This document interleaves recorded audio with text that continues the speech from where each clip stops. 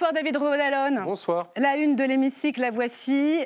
Il est tout chaud, il est tout frais. Où sont les femmes à l'Assemblée? Le vrai bilan de la parité en politique à l'Assemblée, mais ailleurs, dans les ministères, les gouvernements et les collectivités territoriales. Et vous en êtes le rédacteur en chef. Bonsoir Jean-Baptiste. Bonsoir. Jean-Baptiste Daoulas de Libération. Et bonsoir Elsa. Bonsoir. Ma consoeur d'LCP aux manettes des questions au gouvernement tous les mardis après-midi. Alors, première partie de cette séance de rattrapage, la CMP qui va arriver la semaine prochaine sur le budget. La commission mixte paritaire, c'est une date cruciale. Les négociations en coulisses se sont poursuivies toute la semaine entre le PS et le gouvernement. Est-ce que les socialistes sont les maîtres du jeu? En tous les cas, ils font monter les enchères. Boris Vallaud. À chaque étape, tout est possible. Je dis aujourd'hui, on n'y est pas. Est-ce qu'on y arrivera? Je n'en sais rien. Est-ce que ce sera notre budget? Certainement pas. Voilà. Et on demeure dans l'opposition et les combats seront âpres. Alors Elsa, le calendrier de la semaine est très important. Et qu'est-ce qui a bougé cette semaine? Alors justement, donc on peut noter jeudi 30, notez dans vos agendas, c'est donc la CMP, la commission mixte paritaire, les députés, les sénateurs, 7 de chaque côté, qui essayent de se mettre d'accord pour trouver un compromis. On a même prévu peut-être d'ouvrir le vendredi 31, au cas où il faudrait de longues heures aux députés et aux sénateurs pour se mettre d'accord. Ensuite, théoriquement, il y a une lecture des conclusions de cette commission mixte paritaire, très certainement lundi 3 février. Un très probable 49.3 de François Bayrou et une motion de censure dans la foulée, peut-être le 5. Alors vous dites un très probable 49.3, mais les Français, ils ne sont pas encore prêts à comprendre qu'il va passer en force. Boris Vallaud dit « ce ne sera pas notre budget, ce ne sera pas le budget des socialistes. Les socialistes ne sont pas en train de négocier quel budget ils pourraient voter. » Ils restent dans l'opposition. Ils restent dans l'opposition et un marqueur des oppositions, c'est de voter contre un budget. C'est le cas dans les conseils municipaux, c'est le cas à l'Assemblée. Donc là, ce n'est pas vraiment sur cette partie-là qu'il y a une attente, un suspense, et donc François Bayrou sera très certainement obligé d'en passer par ce 49.3. En revanche, leur décision, c'est est-ce qu'ils votent ou non la motion de censure qui sera déposée. Donc il y a un prix de la non-censure, si on comprend bien. Quel pourrait être ce prix? Il y a eu des réunions à Bercy, c'est ça, mercredi soir? Oui, une réunion qui s'est pas du tout bien passée, selon les socialistes à la sortie. Alors effectivement, en même temps, à ce moment-là, ils ne peuvent pas dire autre chose parce que ce serait comme annoncer à l'avance qu'ils ne vont pas censurer le gouvernement. Ils ont intérêt à tendre la relation jusqu'à jeudi prochain pour maintenir le suspense et arracher le plus de concessions possible. Ce qui est sûr, c'est qu'ils sont échaudés par ce qui s'est passé au Sénat, où le budget a été voté en première lecture jeudi. Il y avait des promesses du gouvernement, notamment le rétablissement des 4000 postes dans l'éducation nationale, que les sénateurs n'ont pas rétabli. Donc ça, c'est dans la corbeille. Les socialistes, ils sont extrêmement attachés. Ils attendent aussi de la clarification sur les contributions des hauts patrimoines. Ils n'ont toujours pas obtenu ce qu'ils voulaient du gouvernement de François Bayrou. Donc là encore, il y a pas mal de petits sujets qui restent à régler. Alors moi, j'avais vu la lettre. Très clair, pour une fois, j'ai envie de dire, François Bayrou, il a donné des gages financiers pour le budget dans cette lettre. Donc si les sénateurs ne l'ont pas repris, il faut que ce soit dans la commission mixte paritaire. Est-ce qu'il a donné quelques gages quand même? Il a donné des gages, effectivement, sur son aile gauche, si j'ose dire. Enfin, même si ça a été dit, les socialistes ne participeront pas à cette coalition. Ils pourraient s'abstenir de voter la censure. Mais ce qu'il donne à gauche, il le perd à droite, puisque la majorité qui vous a pas échappé est très clairement à droite au Sénat, a ratiboisé ces différentes propositions. Et d'ailleurs, Laurent Wauquiez était très mécontent cette semaine. Oui, donc en réalité, ce qu'il donne à gauche, il risque de le perdre à droite. Et ça complique encore le jeu. Ce qui est intéressant, c'est que la CMP, c'est la commission mixte paritaire qu'on connaît parfaitement bien ici à la chaîne parlementaire, mais qui est un sigle un peu abscon, voire bureaucratique pour les Français, devient un élément décisif du jeu, ce qui n'avait que rarement été le cas dans les années précédentes. Et donc c'est pour ça que François Bayrou a donné pas mal de délais. Ce sera jeudi prochain, il y a encore quasiment une semaine de négociations, et celles-ci vont faire rage, évidemment, à Bercy, entre les ministres des comptes publics et de l'économie, avec les socialistes, pour savoir quel sera le prix de la non-censure. D'un mot, et je vous fais réagir sur le jeu des socialistes, mais Jean-Baptiste, la droite ne va pas censurer parce qu'ils ne sont pas contents, parce qu'il y a trop de gages à gauche. Il y a un jeu un peu compliqué. On n'en est pas là. C'est-à-dire que la droite, finalement, s'est désarmée à l'avance en disant que dans tous les cas, elle ne censurerait pas le gouvernement Bayrou. Le jeu pour Laurent Wauquiez et ses députés, par contre, c'est que les concessions s'arrêtent là, à la fameuse lettre de François Bayrou. Bien compris. Pas plus loin. Alors que comment vous regardez ce jeu des socialistes, cette partition PS? Il me semble que ce qui a changé, c'est que par rapport au gouvernement Barnier, c'est que les socialistes ont remplacé le Rassemblement national dans le rôle du syndicaliste, à qui le patron donne éventuellement des choses pour construire un compromis. Bon.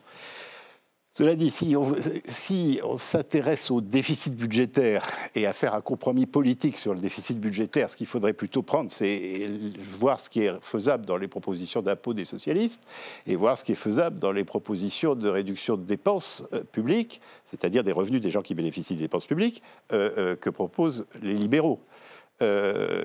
Et non l'inverse. Et je crains que, pour l'instant, le compromis se construise plutôt sur l'inverse. C'est-à-dire qu'on promette aux libéraux qu'il n'y aura pas d'augmentation d'impôts et qu'on donne aux socialistes quelques gages sur les dépenses.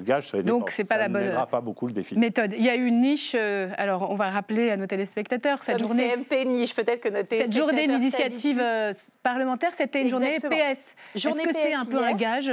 Ils ont tout voté, ils ont tout réussi, non? Ils ont réussi à faire passer 5 de leurs textes, les 5 premiers textes. Les autres n'ont pas pu être examinés faute de temps. Alors, il y avait un texte sur les Outre-mer, un texte sur le repas à 1 euro pour les étudiants, un texte sur les ascenseurs, prévenir des pannes d'ascenseurs.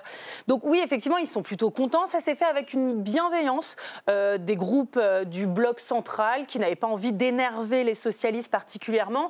Après, voilà, on le voit sur cette liste, il y avait aussi un ratio de soignants. C'était aussi des choses assez consensuelles pour lesquelles il coûtait pas 1 euro aussi, hein. De s'opposer. Pardon ?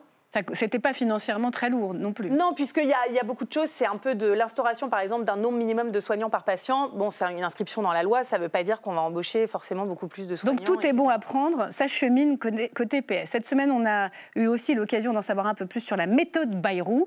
Un discours parfois un peu flou. Clairement, des ministres qui lancent des ballons d'essai à tout va. Et puis, on s'est posé la question de savoir si c'était habile ou pas, la porte-parole du gouvernement. Au mot cacophonie, je préfère polyphonie. À la fin, c'est le Premier ministre et le Parlement qui trancheront. David. Qu'en termes délicats, ces choses-là sont dites, si vous me permettez cette expression, et même une deuxième, un peu plus cliché, mais le cardinal de Retz, bien sûr, on ne sort de l'ambiguïté qu'à ses dépens, évidemment, et ça a été dit dans la partie précédente, si François Bayrou fait un geste vers sa gauche, il risque de glisser à droite et vice-versa. Guillaume Enzo l'a parfaitement résumé. Mesure d'économie chère à la droite, mais difficilement avalable pour les socialistes. Hausse de fiscalité pour les socialistes, mais difficilement acceptable pour la droite. Donc, dans ce contexte qui relève quasiment de la mission impossible, hein, c'est la série de chers aux téléspectateurs avec Tom Cruise, François Bayrou il est obligé de faire le grand écart, de se démener dans tous les sens, de faire un véritable exercice d'équilibriste. Il est sur un fil et il risque de tomber d'un côté comme de l'autre. Donc, en dire le moins possible, c'est évidemment une garantie de durée. Il en dit peu et il laisse une grande liberté. C'est tout nouveau, ça, hein.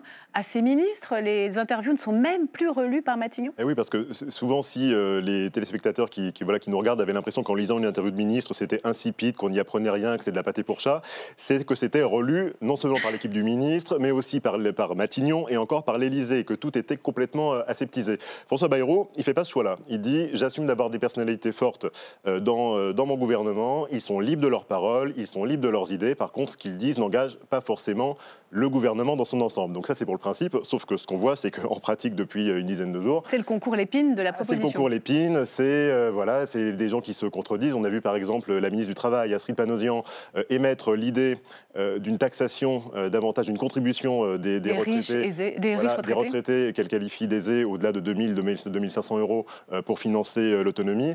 Quand elle a dit ça, quand la ministre du Travail dit ça, ça semble être la position du gouvernement. Donc il y a ce bazar dans lequel l'équipe de François Bayrou est en train d'essayer de mettre un petit peu d'ordre, sachant que ce qu'il faut savoir aussi, c'est que c'est un peu du coulisse, mais il n'y a toujours pas de directeur de la communication à Matignon. Mais il y a malgré tout, les équipes de communication de François Bayrou ont convoqué une réunion des communicants à Matignon mercredi pour essayer de coordonner un peu l'ensemble. Donc, liberté de parole, oui, mais s'il vous plaît, avertissez à l'avance quand votre ministre va tenir une position un peu différente. On s'interroge parfois s'il faut séparer l'œuvre de l'artiste. Là, il faut parfois séparer l'homme ou la femme politique du ministre. Hein. Ce sont deux personnes séparées qui... Elsa, mais dans le fond, dans ce qu'on appelle maintenant, c'est plus le socle commun, c'est le socle central, bref, les macronistes, le centre et la droite. Elle plaît ou pas, cette méthode Bayrou? Alors, on se souvient que Michel Barnier, la première fois qu'il s'est rendu devant le groupe Ensemble pour la République, ça a été terrible, ça s'est extrêmement mal passé. Les députés en étaient sortis vraiment meurtris, avaient trouvé un Michel Barnier très arrogant, très cassant. Ça s'était très mal passé et certains disent c'est à partir de ce moment-là aussi qu'on a senti que ça partait vraiment pas bien. Là, François Bayrou, il est habile. Il fait une petite blague, il noie certains poissons, Il assume de prendre des décisions qui ne sont pas forcément comprises, notamment sur la fin de vie, quand il dit que lui veut scinder un texte alors ça, en deux. C'est important cette Exactement. semaine. Annonce de scission des 2 textes de loi. Il veut un texte sur les soins palliatifs, un texte sur l'aide active à mourir, alors que l'important du projet de loi qui avait été présenté sous l'antenne législature, c'était de dire non, on fait un texte commun, justement, l'un ne va pas sans l'autre, on avance les 2 possibilités. Pour aussi, au moment de voter, que les gens, voilà, et peut-être... Si vous voulez plus de soins palliatifs, il faut voter l'ensemble avec l'aide active à mourir. Donc, il y a quand même des positions. Ce qui d'ailleurs suscite l'hostilité à la fois au sein du camp du bloc central, puisque je crois que la présidente de l'Assemblée n'était pas contente. Et il y a, je crois, plus de 200 députés qui vont s'exprimer mardi prochain pour protester contre cet état de fait. Donc c'est pas fait. 2 textes au lieu d'un. C'est pas fait. Et puis, dernier point sur la méthode Bayrou, puisqu'on en parle, il est très discret, François Bayrou. Pas d'interview, pas de déplacement sur le terrain. Trop, je ne sais pas. C'est l'histoire ou la suite des opérations qui lui donnera raison ou pas. On revisitera ce succès ou cet échec. Mais force est de constater qu'il y a cette méthode de non-relecture des interviews. Et je crois que... Qui désarçonne. On l'a jamais vu autour de cette table. Tant mieux, on s'en félicite. On pas les foudres de Matignon et de l'Élysée sur la relecture des interviews. Et puis cette discrétion qui est quand même très étonnante. Et c'est quand même un peu la République des couacs. Merci. Le mot de la fin vous revient, Thierry Pech. Habile, François Bayrou ou pas? On verra à la fin de l'histoire, mais je voudrais dire quand même que si la non-censure a un prix, la censure risque d'avoir un coût. Et ce coût, il frappera beaucoup de monde. Sans doute pas le Rassemblement national, qui est à l'honneur dans le livre que vous tenez dans votre main, mais tous les autres, oui, certainement, Bayrou compris. Et ça, je pense que tous les députés en sont conscients, notamment les socialistes. Merci à tous, c'était passionnant. Le feuilleton continue à l'Assemblée. On se retrouvera évidemment vendredi prochain pour une nouvelle séance de rattrapage. Marine Le Pen présidente, c'est à lire aux éditions Les Petits Matins. Merci messieurs, c'est le week-end. Profitez bien. À la semaine prochaine.